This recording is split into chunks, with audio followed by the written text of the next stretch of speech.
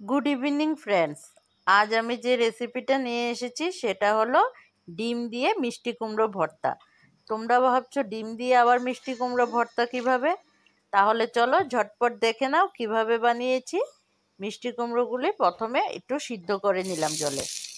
এখন পেঁয়াজ, কাঁচা লঙ্কা আর রসুন কুচি কেটে রেখেছিলাম আগে, সেগুলি তেলে দিয়ে দেব। কাঁচা লঙ্কা দিয়ে দিয়েছি, পেঁয়াজ দিয়ে দিয়েছি, রসুন কুচি দিয়েছি। এখন নুন আর হলুদ দিয়ে ভালো করে ভাজা করে নেব পেঁয়াজটা।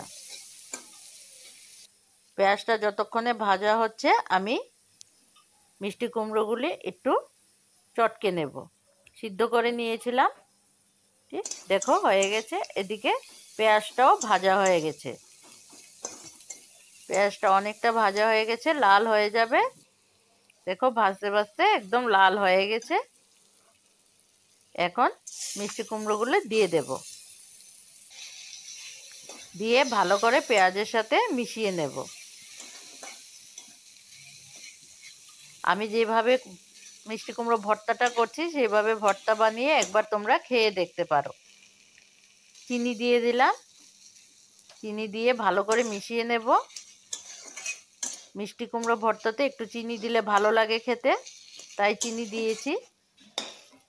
এখন একটু সাইড করে নেব, নিয়ে একটা ডিম দিয়ে দেব।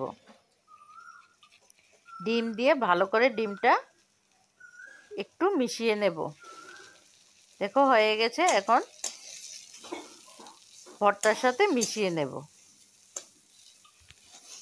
মিষ্টি কুমড়ো ভর্তা অনেক রকমভাবে খাওয়া যায়, তবে এইভাবে খেলে একটু বেশি মজা লাগে। তোমরা বানিয়ে একবার খেতে পারো, একবার খেলে বারবার খেতে ইচ্ছে করবে।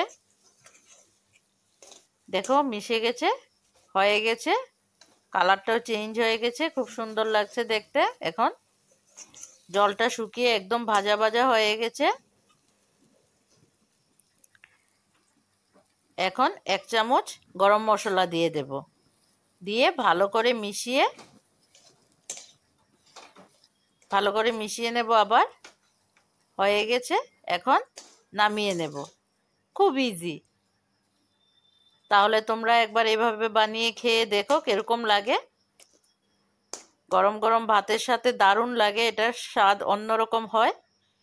আমার রেসিপি ভালো লাগলে তোমরা লাইক কমেন্ট করে দিও। Thank you for watching.